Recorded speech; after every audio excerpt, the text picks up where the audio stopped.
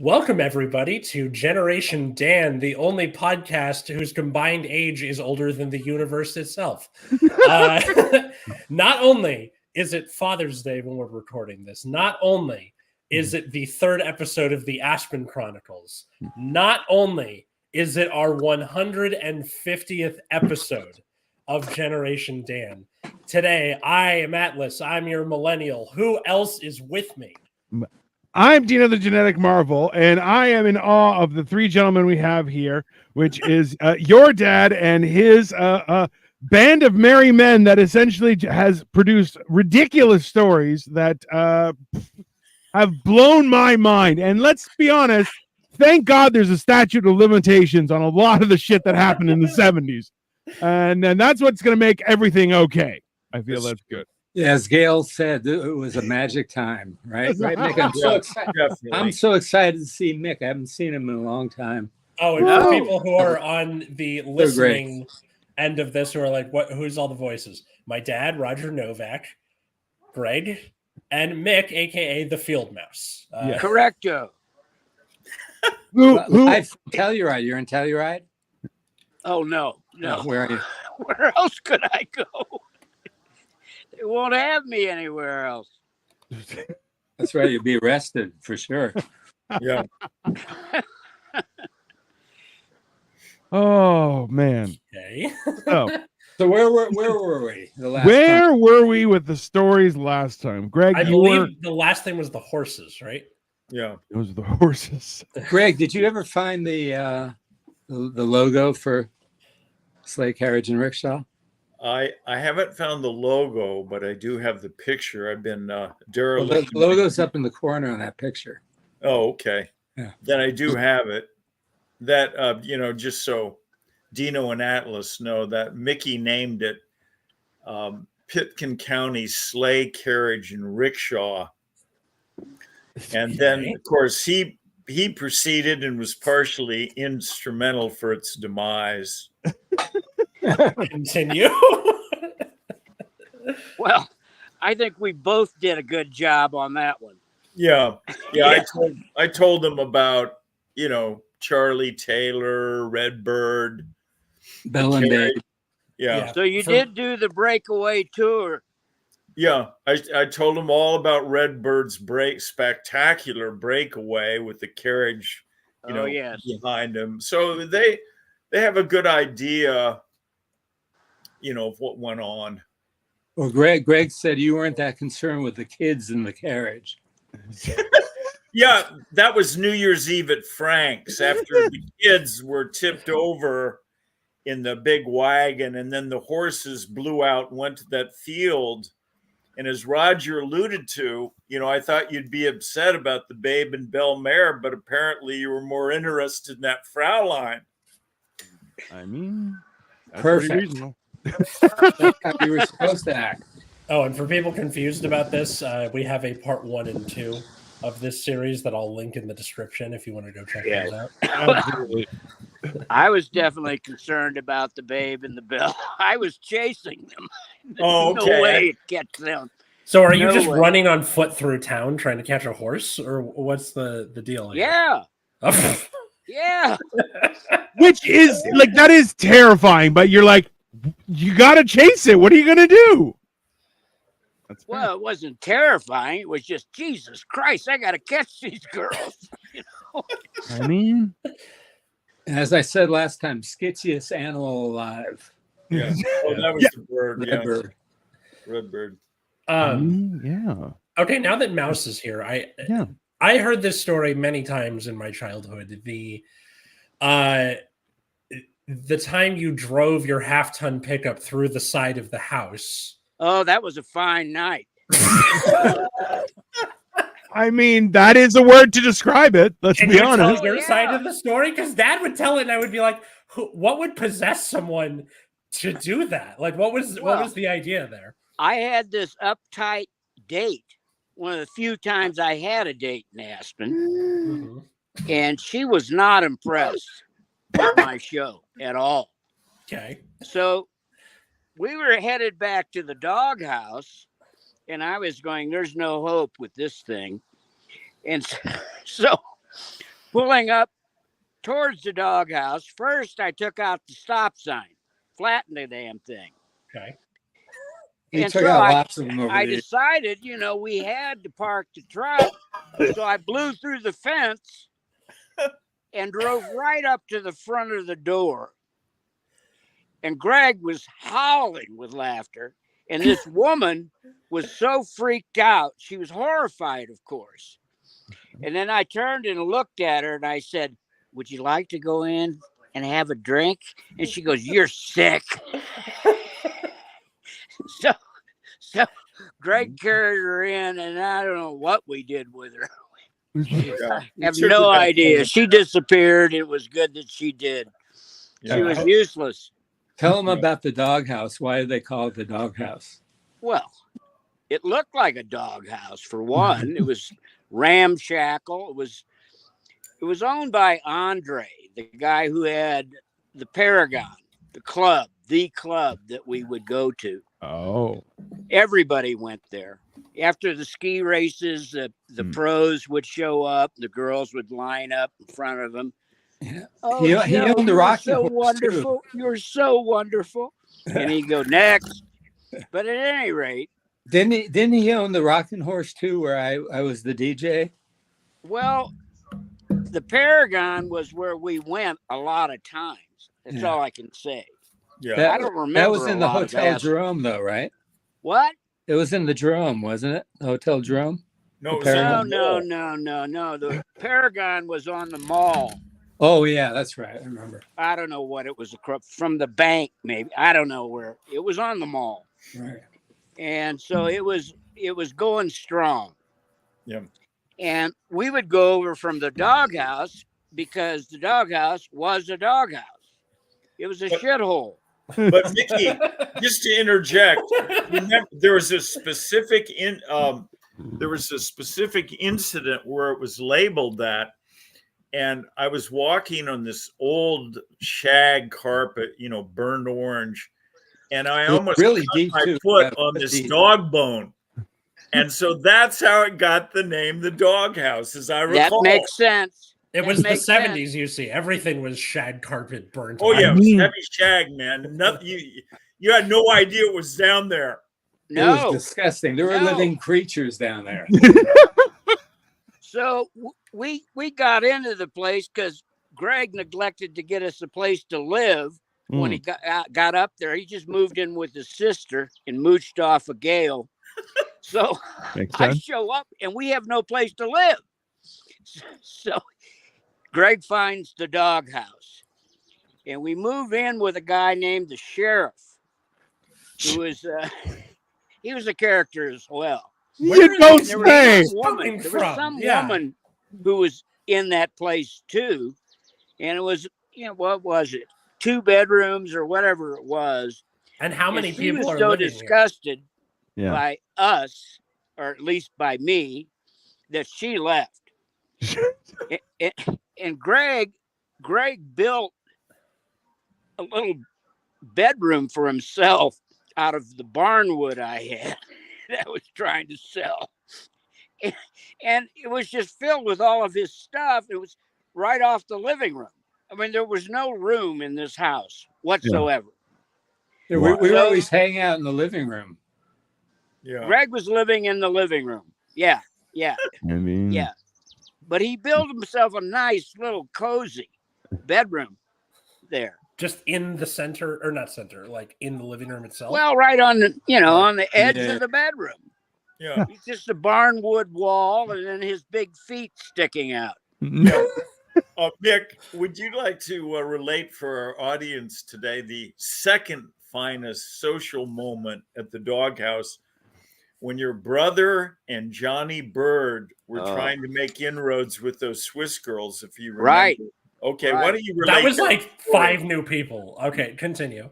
Well, somehow these Swiss girls showed up And my brother was in town with Johnny Bird, and they were selling trees, Christmas trees that we never sold at the nurse's house, whatever it was called. And so they were down trying to sell trees, and we'd go by with the horses and the carriage or what have you. And my brother would be out in front going, hot trees, get them while they're hot. We never sold one tree. Hot trees, get them while they're hot, because it's July, motherfucker. We're not getting one for Christmas. Yeah. This was Christmas. And of course, we never paid for those trees when we left Aspen. As we were headed to San Francisco. Oh my God. But at any rate, so somehow Tim or Johnny Bird or somebody got a hold of these two Swiss girls, and we were in the doghouse. And, you know, we're playing music and drinking and what have you. And all of a sudden, Johnny Bird gets up because we weren't doing well with the girls. Yeah, and he starts dancing with a Hoover vacuum. Oh. He asked them to dance, but they wouldn't do it because they were horrified by him as well as us. Makes sense. He begins dancing with this Hoover, and the girls bolt. They go out the front door, and Johnny Bird follows them with the Hoover, does a nosedive with the Hoover over a snowbank and is groveling in the snow. The girls are gone. Yeah. Can you blame them? Like, what's that? I said, can you blame them? Well, I don't think that was very cordial of them. Johnny was being cordial, no doubt about it. Yeah. And debonair also. Oh, he is. And he mumbles and he talks in Indian speak at times when he's drunk, like he was. Well, I mean, there was one way that was going to end up, and it was definitely that the girls were just going to bounce as quick as they possibly could. We were going to go to our separate bedrooms. I don't know where Johnny Bird slept that night, probably in the snowbank. And that was it. That was the end of the night. Yeah. Oh, God. My new name is Johnny Hypothermia. And, and this is Jackass. Basically. Johnny had enough alcohol in him. There was no freezing possible. Yeah. Nick, would you like to relate for the crowd what was the tip of the iceberg at that dinner party where I was there, Rod and Penny, and then your infamous date? What kind of changed the course of a normal dinner into what happened? Well, it was another one of those similar incidents that the girl goes, "You're sick."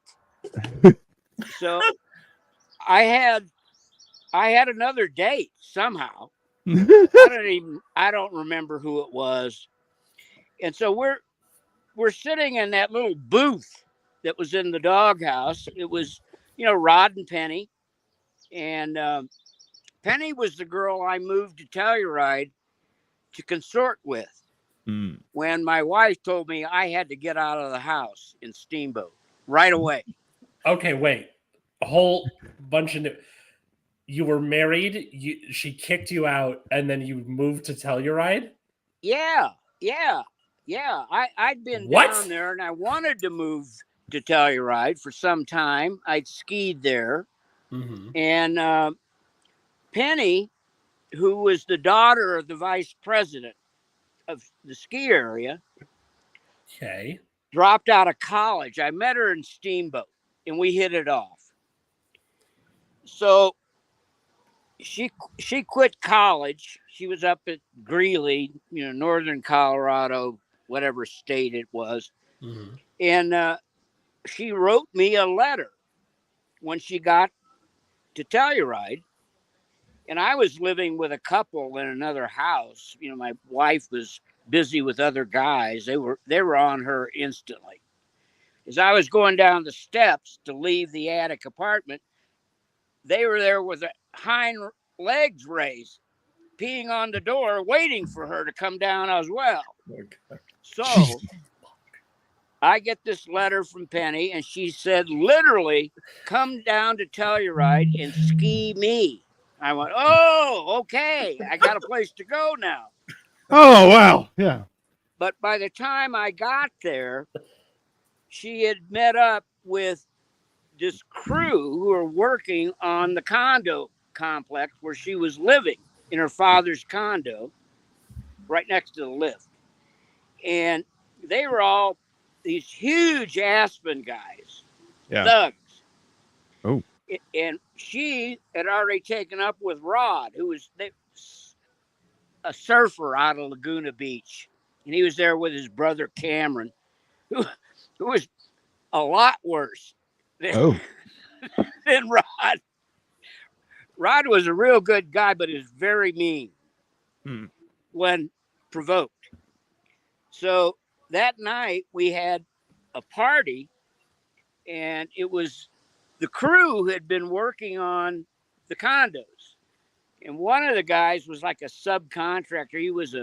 He was a plumber, and he was shooting his mouth off.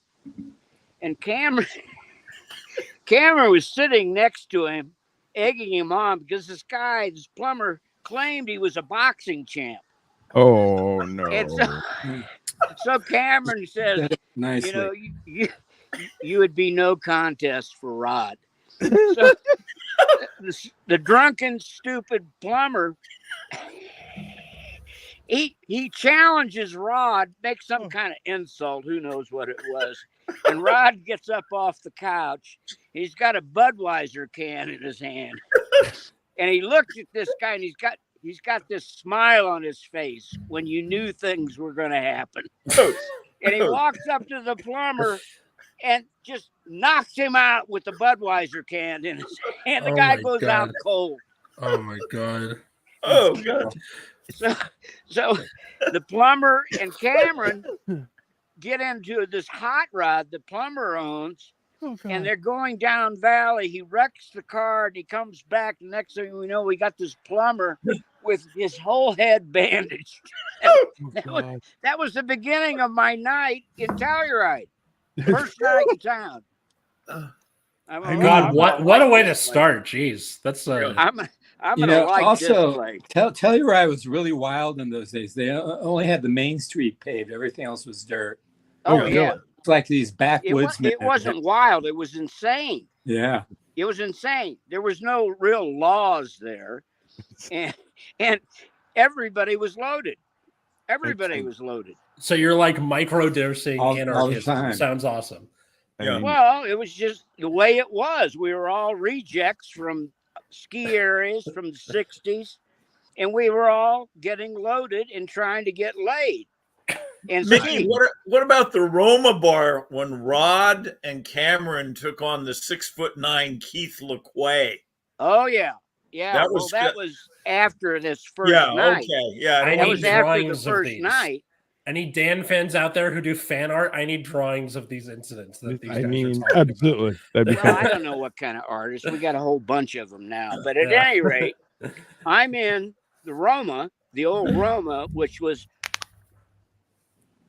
a circus bar. It was a dump, but it had that old mahogany bar. It's been everything's been redone in Telluride now. Everything. Yeah. So. Mick, what year was that? Shooting pool. What year was that? It was 75, 76. Yeah, that's about when I came. That was when I got there. That's when Greg got there. That's how I met Greg. It was at Penny's condo, or Denny Brown's condo. Little parties, and there was Greg. That's how we met. So at the Roma, of course, we're all drinking, and Cameron is shooting pool with a guy named Keith LaQuay. I remember. And he was about 300 pounds plus. Yeah. And he was a Hell's Angel. He was at Altamont when that guy got stabbed and killed. Oh. with So Rolling LaQuay Stone. was a former Missouri State shot put champion, and he was the judge over in Norwood. He was a welder. At any rate, real big guy, tough. Yeah. So Cameron's shooting pool with him, and I don't know really what happened. The next thing I know, I look over, and Cameron's hit him over the back of the head with a pool cue. Oh, God. And so LaQuay goes outside for whatever reason, and I'm standing at the bar with Rod and Cameron. We're drinking beers, and the next thing we know, LaQuay comes barreling through, and he takes the whole door out right off the jam. The whole door just flattened. And Cameron goes, "Rod, he's coming." So Rod's got a Bud bottle in his hand, turns to just whacks LaQuay right across the head with it.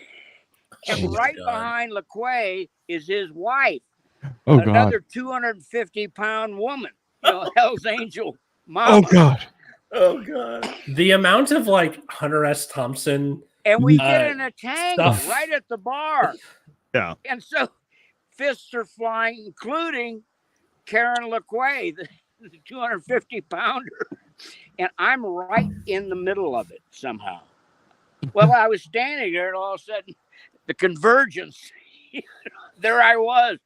Fists are flying, and I'm trying to push people apart, and somebody picks me up and flips me upside down in the middle of it. I don't know what happened after that. Mick, how tall are you No again? one died. Let's put it that way. No one died.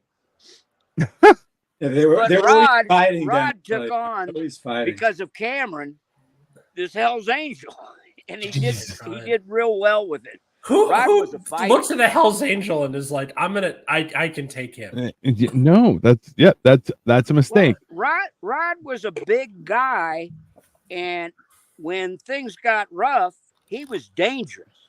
Yeah. He was very dangerous. I mean, Okay, see, here's the thing. I'm a big guy. I'm 6 foot. When I met Dino in person for the first time at the wedding, I was like, "You're very big." Yeah. That's yeah. I got the message. Yeah. They did not. It's very different. I'll bet you aren't as big as LaQuay was. No. Guaranteed. So giant.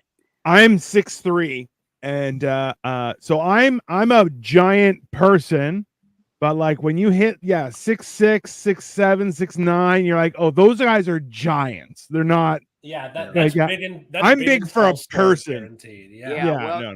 You add 300 pounds plus to LaQuay, and that's the size he was. Yeah, but I mean, like when you're 6'9", that's the equivalent of like what, 200 pounds if you're 6 foot or something. Like, if you're 6'9" and 300 pounds, like you're still like that means you're fast. At 6'9", it's hard to be fast, and like that's an athletic build, right? Yeah. Put a few inches on it, and it's Shaq size. Right. Like it's. You're like, and remember, like when Shaq gets into a leaner body, you're like, yeah, that's a very dangerous person, right? Like it's but yeah, no. Well, so was LaQuay, so was Rod. Technically, the BMI for 6'9" and 300. One of the Roma stories. Yeah. That I can remember. Yeah. I have another one that comes to mind right now about the Roma, old Roma. And it was during the day, and there was nothing going on in Telluride. I mean, technically, one of the guys in Pink Floyd is named Roger. That's not completely off. Yeah. Used to work for Hell's Angel. I think it was springtime because we weren't, all puffed up with our down parkas, that sort of thing. It was springtime or summer. Anyway, there's still no women there. And I was talking with this woman who was there. Yeah. And we were at one of those tall tables, and I look up and there's 3 or 4 guys surrounding us drooling. over this woman waiting for me to fall over so they could take over. I go up to the bar with this woman, and we're just talking, and I realize how sick the situation, the social situation in Telluride was. Yeah. So I've got a beer, or I order a beer for her. I've got one. I come back, and while up at the bar, I hung prunes. So I What got the my fuck does prunes that mean? hanging out of my khakis. Only the prunes. Oh, that's what he means. And I'm talking with this woman, and Big Doug is the bartender, and he too is absolutely howling. You know, a few guys at the bar going, all right. So And like a finally, male the nip girl slip looks kind down of, at me or and what? sees Yeah, the prunes, and she goes, ah, and runs out of the bar. That's the only thing I remember about the Roma besides LaQuay. Oh my God. Oh, God. Well, horses had gone into the Roma on multiple occasions, if I'm not mistaken. What's Was that? there like a Horses. sizable? Horses were ridden into the Roma. Oh yeah, Rowdy by, would do that. patrons. Unruh, Rowdy, they would ride in. You know, it's just for show to try to get some woman to pay attention to them. Right. Because Mm. Unruh, There's back one at woman that for time, 500 guys. That's he why. had a little house in Town Park. Yeah. It was Town Park, but he had this house that he lived in, and right outside of it, he had a horse operation. It was called the Unstable Stables. So he would rent out horse rides. One of these little later on than what I'm just describing, the time that I'm describing, he was on a trail ride with Julie Christie, who was there for the film festival. Mm-hmm. And we had to go buy hay. Greg calls me from Aspen and says, we got to get hay. There's no hay up here in Aspen. So I found hay outside of Telluride and shipped it up to Aspen for Greg and the horses. And Unruh got his stash of hay. And I get a call from Greg saying, this hay has got mold all through it. Gross. Our vet told me that it would kill the horses. Okay. It would literally kill the horses if they ate it. Yeah. So I told Unruh this, and he goes, I'll just wet it down. It'll be fine for the horses. God. So he did. He That's going to make it worse. What's wrong with him? Well, Unruh is, you'd have to know Unruh to understand what I'm talking about. But so with this hay inside the horses, he was on this trail ride with Julie Christie. And he was riding his favorite horse named Cocaine. The horse was pure white. The horse's name was Cocaine. Yeah. Awesome. Cocaine. Oh, God. Awesome. Everybody. It was pure white. Episode title right there. That has to be the episode title. So, on this trail ride, they're headed back to the Unstable Stables, and Cocaine drops dead right underneath. God. Holy shit. Man, I've never heard With that. Unruh on top of it. Oh my God. This was all just described to me. And Julie Christie's going, oh my God, what happened? And Unruh was literally giving mouth to mouth with the horse, Cocaine. Oh, God. But it died anyway. Oh, God. So that's Unruh. Hey, Dad, is the actress Julie Christie, is that where my cousin's names come from? Or I don't know. I don't know the answer. Okay, I will have to ask. It could be. Because Mouse, I have two cousins named Julie and Christy who are sisters. So I don't know if that happened on purpose or if it was a coincidence. I have no idea, but I can tell you. I was watching a movie at the Opera House. Okay. During this film festival, and Julie Christie sat right next to me. Ooh. Scandalous.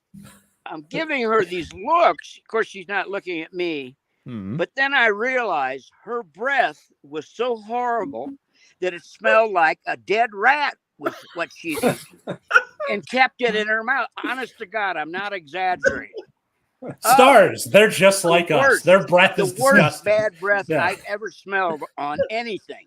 Oh god. Jesus. Yeah, Oh, I forgot about the that's a story. true story.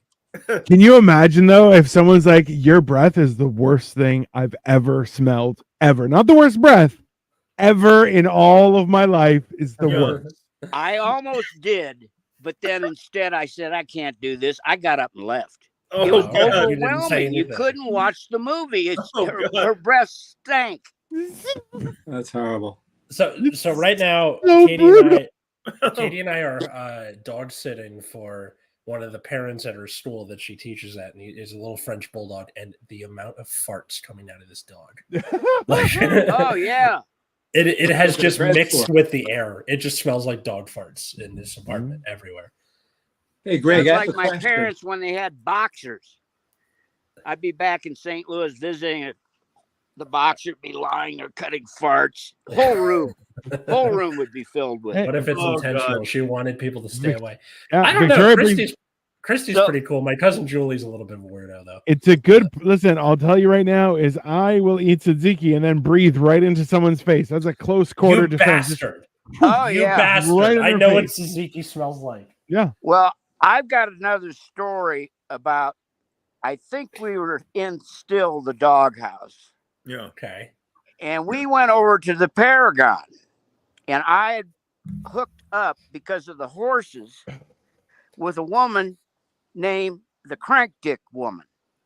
Now, Greg remembers her quite Wait, well. wait, We wait, Oh, all, I know her. Wait, Yeah, wait, the wait. biblically. Start we over. all What's the lived name? together.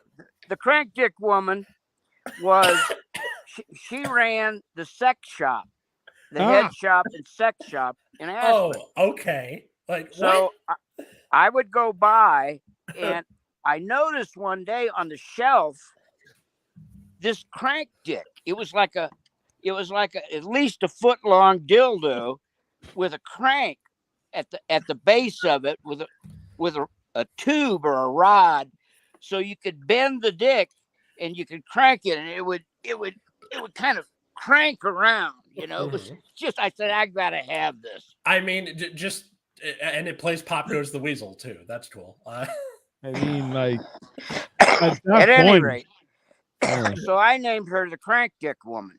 I Oh. still talk to her in Aspen. She's still there. That's so Awesome. funny. Still call her the Crank. Greg calls her the Crank. Yeah. At any rate, Do you? Greg, I have a question. Yeah. I had just come into town. We had just become friends. And then suddenly you said, my sister's coming in town. You got to meet her. That was Gail. And then next thing I know, we're going down to Telluride. How did that happen? It's because I had been in Aspen for a year, and like Mickey leaving wherever Steamboat, I was defecting to Telluride. And of course, as we both know, it was portentous that I'd met you, because you became in effect Gail's big brother, you know, Yeah. that year. But no, that's the reason. I was seeking the promised land like the field mouse of skiing. Oh yeah, with the hope that we might get laid. But that's why we Well, moved no, to Aspen from yeah, Telluride. The That's another odds long dropped story, but substantially. I'm by going the to way. tell you the story of the Crank Dick at the Paragon with me, just to show you how crazy she was, and still is, still crazy. So, place is packed, of course, and we're all milling around. Greg was there. I'm pretty sure. We'd always go out together. Why wouldn't we? You know, but I had the Crank with me, and so I don't know how long we'd been together, but I was talking because we're just milling around. I was talking with this girl, and we were just having a regular conversation. You know, nothing. I wasn't trying to hit on her or anything. There's a human being there. You talk to them, right? Yeah. Next thing While I you know, have a crank dick in your pocket. Oh, yeah. I didn't have the Crank Dick in my pocket, but I had the crank dick woman there in Oh, the Paragon. Wow. And the next thing I know, or we both know, this woman and me, Crank comes up and says to her, no, no salutation whatsoever. You know, he's my boyfriend. I suck his cock. Oh God. Jesus Christ. And I winced. And of course, the girl bolts out of the place. That's how crazy the Crank was. oh my Oh God. God. I mean, that's fun, kind of crazy though. All at the same time. Oh, So- yeah. Oh, yeah. But you Especially, always like- had to clean up a mess around the Crank. That's fair. I mean, There's one person like that after another in Aspen. especially like you're in a place called the Paragon. Like, do Yeah. you know what a paragon is in Yeah. literature? What That's about what worst about fucking Joseph name. Odermatt? Remember Joseph Odermatt? He was when they had the pro ski Yeah. tour. Oh yeah, that's right. He was sitting right next to me in those wicker chairs Remember in his the Paragon after the race. remember That's his when the famous girls were comment, lining though. up. What's that? Remember his famous comment. I fuck all night and I still win. No, that's what he said. Where is Yeah. he? Where's this guy from? Austria. Germany? Austria. Yeah, he Okay. was one of the pro racers. Yeah. Oh, yeah, he won. Fuck all night, Yeah, though, it was still the wins. World Cup came through Aspen right after the Olympics. Yeah. Oh, right on. No, Franz- this was the pro tour. This is a Yeah. pro tour. Oh, that's right. It's the pro Yeah, tour. the pro, they And ran he fine, won. you know. He won that pro tour that day. No, Yeah. no mouse. He fuck all night and still won. That's right. Yeah. the According to important part. him. Yes. They were literally lined up Yeah. to hit on him. He So would just wave his hand. You know, I could do nothing, of course. interestingly I've never won enough, anything.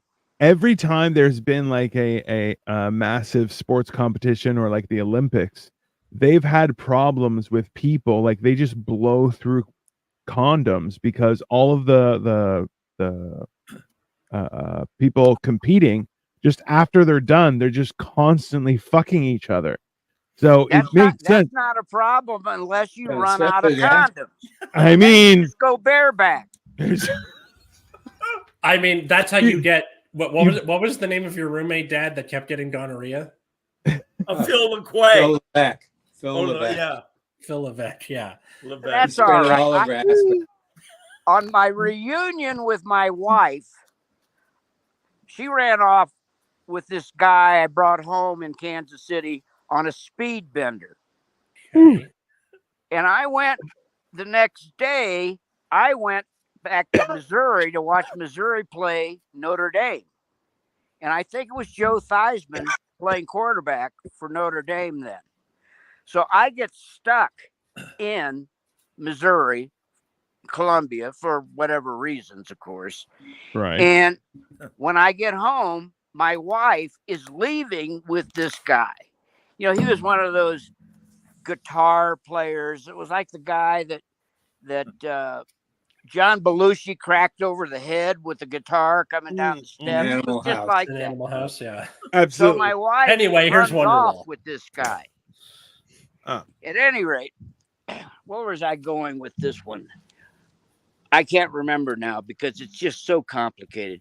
But Speedbender. That's Yeah. why I wound up in Colorado and then in Telluride when she threw me out so she could go with other guys.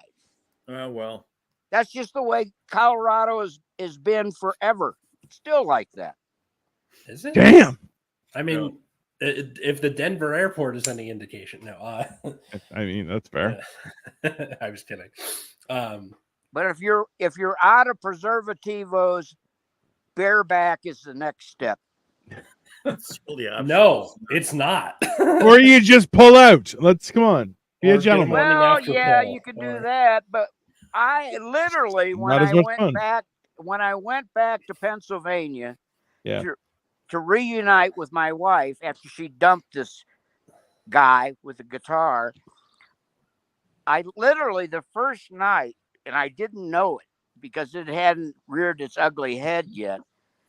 Couple days later, I had given my wife the clap. That was my reunion gift to my wife. Called it, Dad. I mean, you called it. That is pretty fair. That is that's a reasonable. Absolutely the truth. We had to go see her family doctor when she was a little girl. Goat needles in the butt. She wasn't happy. Not at all. No. Oh my God. I feel that's kind of karmic as well. Welcome back. Here's your prize. The docs would order it wasn't kegs my fault. I in a didn't know song. I had it by the time I got. It takes a while to gestate. I got it in Wyoming where I learned to ski. First time skiing. And this is all you said. This is all like pre-AIDS, right? So this is what? Yes, before AIDS, way before. AIDS was 81. 81. 83. This is just at the end of the 60s. Mm. It was the beginning. It was the beginning of 1970. Gotcha. Yeah. So I need like a comprehensive. I gave my timeline or wife the something, clap in 1969. Okay. Hey, that's the way to do it. that is poetic as hell. Holy Well, shit! I write poetry. I mean, it's all bad. I'm sorry, Mick. You live poetry. That is fantastic. Well, I write it, and I talk about the way I live it, and it's trash. It's absolute trash. Unreadable, unpronounceable, unlistenable. And that's why the ladies love you. That's fair. Oh yeah. Okay. Out of curiosity, was 69 the like sex number, the joke number for you guys back then, or is that more of an internet culture thing? Okay. Yes. And we practice it as often as possible. Yeah, for sure. Of course. The girls love that. Bunch of dirty perverts. Yeah, because okay, so I was talking to one of the math teachers, and he's like, I can't fucking do this anymore. Whenever we do a problem and the answer in the book is 69, I lose control of my classroom. It needs to be like in hotels where they don't have a 13th floor. Yeah, just no 69 in math books. I can't. Yeah, well, I can't imagine. I was in the class of 69 in high school. There you go. So we had plenty of jokes. I think they should leave the 69 in the class books with illustrations to show what they're talking about. Exactly. How are you this crazy? This far on. Nick, I love that you're just like, no, double down and make them draw pictures of the shit. Prepare the math. I don't give a shit. Prepare those children for their darling futures. There are kids who know that it's a joke number, but they don't know why it's a joke number. That's why you should put the photos in in the book. Shut the fuck up. No. Down, boy. Hey, let me tell a quick story about Mick coming to LA. Shoot. I was married to your mom, Alice, and it was before you were born, and I think before Phoebe was born. Okay. And Mick says, I'm going to come into town. I said, fine. And he came and he stayed with us. And when he opened his suitcase, he had this beautiful blue suit. It was gorgeous. It was a light blue suit, and he had a bow tie. Okay. So he gets all dressed up, he takes a shower, gets dressed up, and he looks great in this bow tie. And I took him to the Cat and the Fiddle. Do you remember that place? Oh, sure. I do remember the Cat and the Fiddle. I don't know what else about it. Yeah, it was a great place. I knew it was busy. Yeah, and I brought you over there, and all these girls were just flocking to him, going, "You're so cute, so cute," and they were pulling on him. They just couldn't keep their hands off of him. Yeah, he was the biggest hit. It was great. Oh God, that's the story. So, well, what about that's it? What was the suit? Wasn't there more to that? Or I feel like you told me more. No, nothing happened. I had to go home with Roger. Yeah. I calmed everything down. Unfortunately. Worst wingman ever. He told him that I'd given my wife the clap as my reunion gift. Oh, that may not have flown. I mean, like, did Mom come with you, or was it just you two? Okay, just us. Yeah. We were carousing. We hit a bunch of bars that night. How did what was her opinion of him? Who? She's never My said mom. negative What did about she think of you? She What? got along great with him, right? Yeah, I got along with Celeste. Yeah. Okay. All right. That's a major triumph, believe I me. didn't Yes. give her the Yeah. clap, so she was Because your grateful. mom just like him. Man, that's a good. Hey, that's what friends are for. Not to give you a clap. That's Exactly. No, Don't give your best friend's wife the The clap. clap. Yeah, for sure. Good lesson. no, that's Yes. not good. Yeah. That That's- should be in the textbook right next to the 69 photos. I mean, the world would be better. The world would be better if you put that next there. That's fair. It would. I It would. Hey, Raj, what about lunch in Santa Barbara with the field mouse? Remember that incident? Tell me again. Is this the one I'm thinking of? This might be the one I'm thinking of. Well, we went out to lunch and, we're sitting down and it was an outdoor table and there was a little like hedge right next door. Right Oh, next to us. yeah. Remember, Raj? Yes. Yeah, go ahead. Those- Tell it.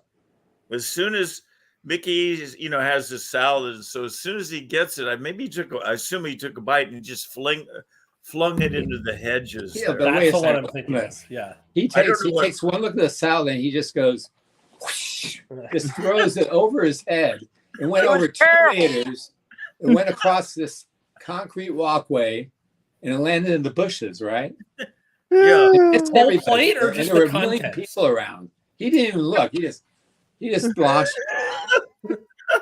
Was It it- was landed in the- inedible. and nobody said anything. Okay, wait.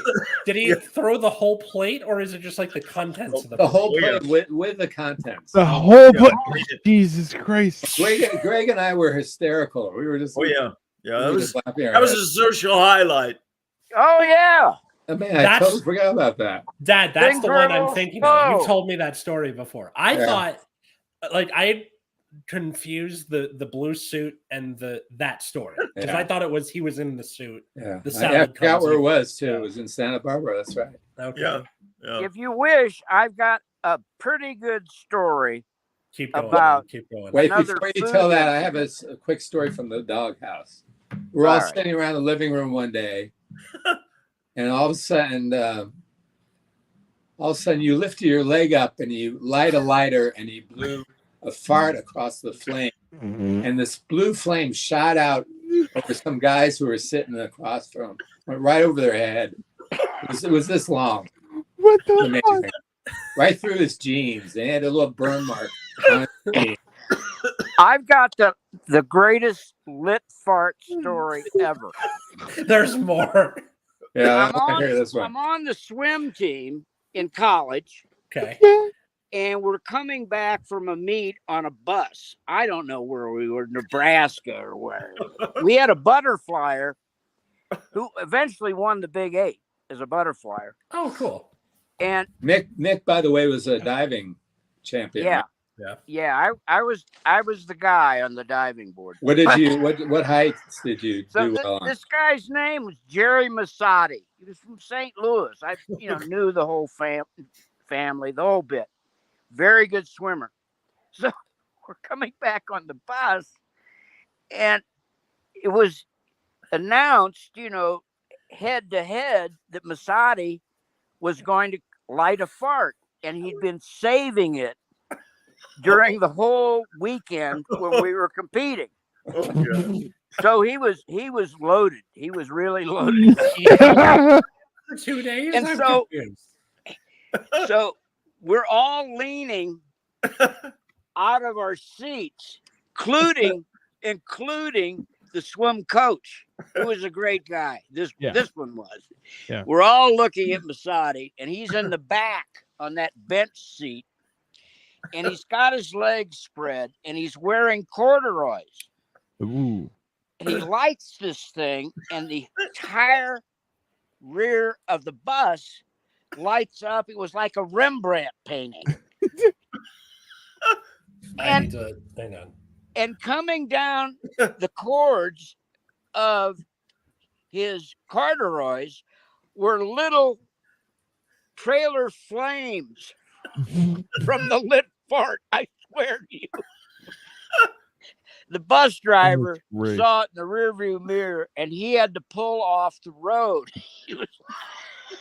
It was the greatest lit fart. So he held a fart for 2 days. Oh yeah. How do you do And he that? was a big Italian guy. He was a big guy. You know? So he had plenty of ammo in there. But it was those little flames. It was those little flames coming in all of our faces as we were leaning out of the seats. They got illuminated like a painting. That's what I'm thinking. Okay, that makes sense. Oh, Yeah. That's what you mean by Rembrandt's painting. Got it. Okay. Bro. Jerry That's not- Massotti, Big 8 butterfly champ. Oh, to be a fly on the wall with a camera at that time. Jesus. Oh. That Oh, Listen. that would have gone worldwide. It really would have. I It mean, should have. You know, what's Like, sad look- now is college students never change. No. no, they don't. Well, it's so boring. You got to do something. So you light your farts on fire. I mean, like I I get it. started a club in college, and the way I advertised it is I was put on a grass skirt, and I would be roller skating around campus with the flyers, and people were like, "What the fuck is that guy doing?" Oh yeah. Yeah, like however you get your kicks out there is however you do it. You know. Yeah. Well, at a party in Columbia, I was said on the swim team. I was married to this girl by this time that ran off a couple of times. And A so I'm couple of having times. this Oh, party okay. in this dumpy student housing, and I had a bunch of the swimmers were there, and a bunch of these guys who were part of a group that I guess I was a part of called the Filthy 40. What a way to advertise. And in Yeah. the Filthy 40 was a guy named Gino Totera. Now, Greg knows who Gino Totera is because I have described Gino to him. Gino was pre-med, and he was the meanest street fighter in Kansas City. Jesus. He beat up Mhm. everybody. No. I met him at a riot that the Hot Nuts were playing Oh, out in the woods in Columbia, and a riot started because early on in the concert, it was just all of us college kids. Yeah. Hot Nuts are playing in translucent raincoats, so they're nude. Oh, The light goes out. The whole area, the light goes out. oh God. And so a riot ensues, and somebody's yelling out, "The niggers are trying to leave early. They want to get out, still get Right. paid." Whiskey bottles are being thrown. Oh, Jesus. I dive out the window. This is like a block house. Not a house, but a shed kind of thing. Yeah. And outside, right in front of me, are my two roommates, little Stevie Cornelison, who I believe Greg has met, Oh, and yeah. Joe DeBlasi. And they're in a fight with these guys because it's a riot. Yeah. At any rate, all of a sudden I hear DeBlasi going, "Gino, Gino, Gino." And Gino shows up and he splatters three guys' noses, just takes them off sideways across their face. what That's the how I hell? met Gino. Oh, And we went and had a party for I don't know how many days after that. But anyway, after this, Gino and I got along really well. He really Well, liked me. yeah.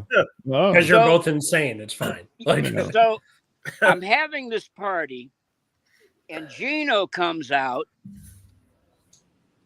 and you have the music on, and everybody's drinking. And my wife's at work. She was a waitress at this smorgasbord place.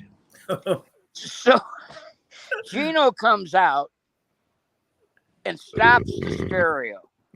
Right. And the only thing he's wearing is over the calf socks, a pair of Cole Haan shoes, and he's got one of those transparent cleaner bags that you get your shirts back, Oh, starch, yeah. you have this bag. He's wearing that, and he's nude. Oh. he stops, as I said, the stereo, and he waves to this woman, and he's got a wine bottle in his hand, and he says, "I want to present you with this empty wine bottle for being the ugliest woman in the entire room." Oh God. Oh yeah, it was always crazy like that. Right after that, stereo goes on again, and my wife knocks at the door in her little waitress uniform, and one of the guys locks the door so she can't get in. Oh God. Tom was his name. We all knew my wife, you know. And she's beating on the door, "Let me in, let me in." Oh, So Tom opens the door and says, he's nude. And he says, "You can't come in, Kathy. We're having a party right now. You'll have to come back later." oh God. Oh God. And he's just nude answering the door. Come back later. Yeah, come back later. Full frontal. Wow. So he finally lets her in. And she sees this carnage going on in the living room Oh, God. and decides to go into the bedroom to get away from all of us. Of course. In our bedroom, on the floor, are three swimmers nude, lighting farts on the floor. That Oh, was her God. greeting. Oh, what a greeting. That's tough. I'm imagining That like woman, the fountains at the she had- Bellagio, one after the other. Yeah. She had Boom, lots boom, of problems. Most of Wow. it was me. That seems accurate. That seems fair. Yeah. Yes. Yeah. Yeah. Dad, That what was poor girl. the She's story very you were going to tolerant tell? for a long time. I mean, Which story? You said you had one, and then Beck talked about the guy on the bus. I can't remember. It was right after the salad thing, and then No. before. Okay, never I mind. think I told it already. Okay. No. Can't remember what it was. Don't know. What did Gino ever get in any fights like with the Kansas City Chiefs, or that was Fred Urbanus? That was a great story. Wasn't part of the Fred Urbanus knockout punch. Yeah. But he was a street fighter. He was famous. Yeah. yeah. Columbia to go to school, pre-med. He would get in fights with whoever was the tough guy. So Yeah. there were two tough guys in Columbia, street fighters. One of them was named Pat something, and the other was Bobby Lamone. So they hunted one another and had fights, and Gino would win these things. Yeah. Sounds like Roger's old roommate, Bobby Lamone. Yeah, Bobby Lamone. Who's Bobby Lamone? great names. Still live there. Gino wound up on the rugby team that Oh, my. Missouri started back then. Missouri had really good football back then. Yeah. Greg remembers. Missouri's Oh, yeah. very good football. And Gino would be on the rugby team, and he'd get in fights all the time. You know, beat people and break their noses. He was famous or notorious, whatever you want to say. Yeah. But he did graduate from medical school. It's amazing. Oh yeah, What kind of doctor did he become? I'm a gynecologist. Oh, God. I'm walking down Main Street here. This is, of course, years later. Yeah.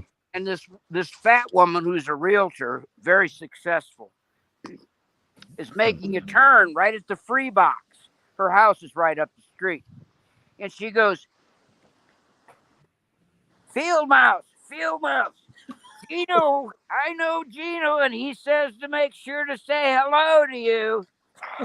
Oh, God. So it's not just with you guys. Everybody calls him. And getting treated by Gino Tatera. Unbelievable. So wait, Wild. how did that nickname even come about?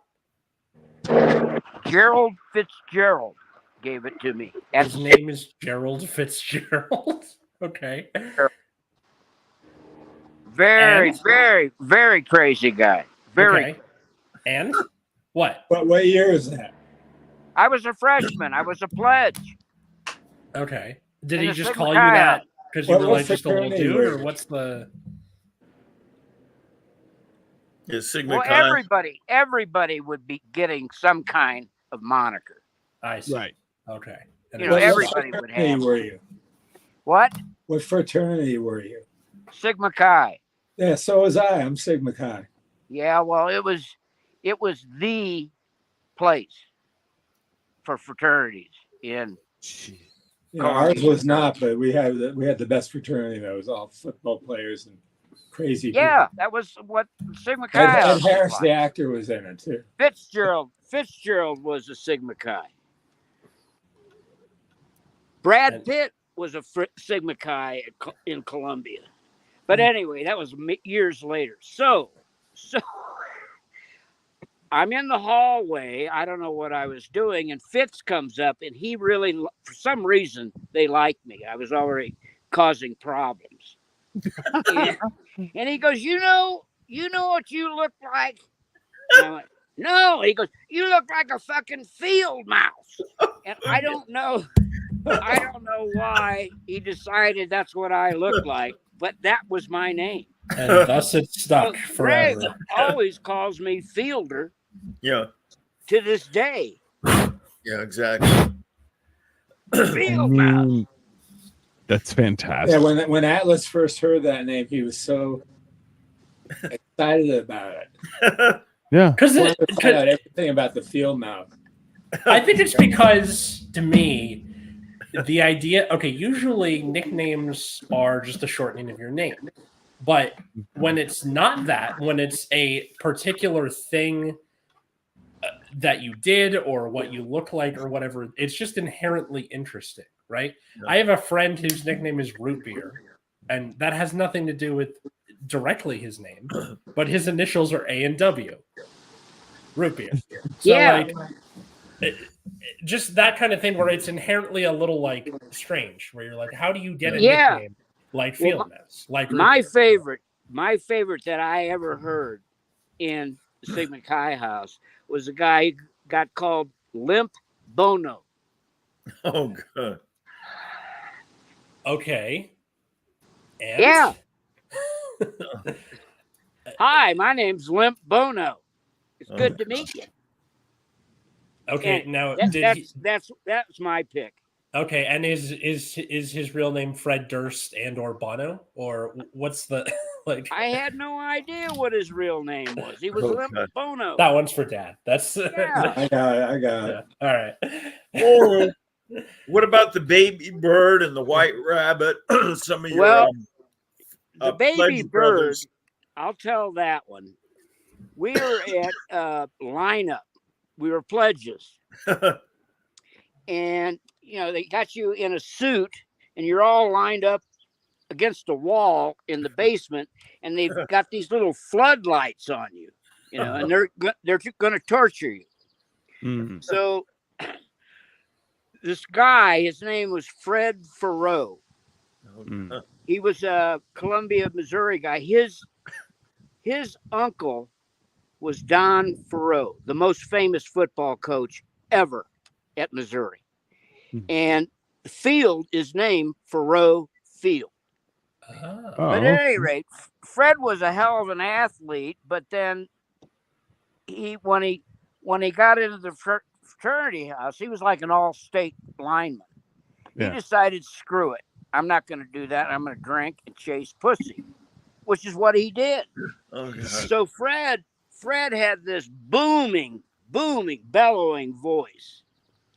And the spotlight on the floor is shining at Baby Bird. And Farrow goes, Mettler, step forward. Oh, So God. Baby Bird steps forward. And that was when Bird was skinny. He now weighs 300 pounds, I'm sure of it. And so And he's in a not 6'9", suit, unfortunately. and Bird always had a really large head, super large head. and he had a long neck.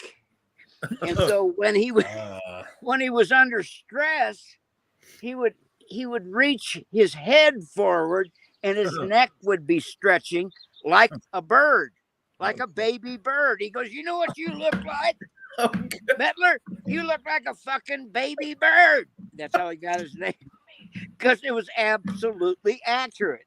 I mean, people have said I've looked like an awkward bear. I could see that happening as like a. Well, just think if you were a baby bird, how you'd look. Jesus Christ. Crazy. And we still call him Baby Bird or Bird. Yeah. Very close friend of mine. In my fraternity, we had a guy with a big head, and everybody called him Lumumba. Oh, God. Like Patrice Lumumba.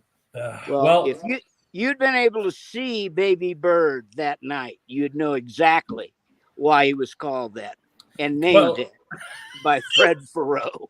As we get to near the end of our 150th episode, I gotta put like fanfare or something. Yeah. I just wanted to thank all three of you guys for coming on. Yeah. Sure. And It's celebrating been so this with us. Yeah. Sure. Is there anything any last things you want to bring up, like either one last story before we go here, or advice you might pass on? Yeah, advice you might pass on to the younger generations. Yeah. Tell every kid in the younger generation with money to send it here to me. I want money from you fucks. All I want. I'll get you a real nice house in exchange for it. Oh, that's fantastic. He's like Billy. That's all I can say. That's all I think about. I have a counterbalance plan. What?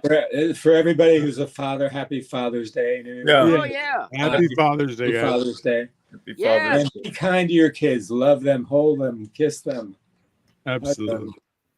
Let them do what they want. I never had children. I had so many abortions, I wouldn't allow a child to live. Oh, God. It's true. I mean, hey. I know. It's a man of the day. Yeah. I still wish it had never happened like that. The sex, yes, but the abortions, no. They were terrible, awful. Did he just congeal in a gutter That's why somewhere? How is he this filthy They of a should person? hang those Supreme Court justices. They should hang them. Okay. On that note, thank you everyone for watching. Listen to Generation Dan. Thanks so much. I know Field Mouse's opinion, and it's Dan good to shoot moves the into breeze with politics. you guys. Oh God, no, Never. never. It was good to shoot. It was good to see you, Roger, for the first Mick, time. I love seeing it. It was Who so knows great. long. Yeah. Let's I keep don't in know how touch a long little bit it's been. more. And you Maybe too, we Atlas. can rendezvous. Yeah, I please. see Greg often enough. We'll have Dino fly in too. Yeah. Okay. Why not? Okay. I'm going to the tequila. Nice talking with you guys. All right. Absolutely. Yeah, You Until bet. next time, Mouse. Thank All you, right. everyone. You're Have right. a great evening, everyone. All the stuff right. is down there to like and comment and all that good stuff. Bye. Okay. Bye. Well, hey. All right. Bye.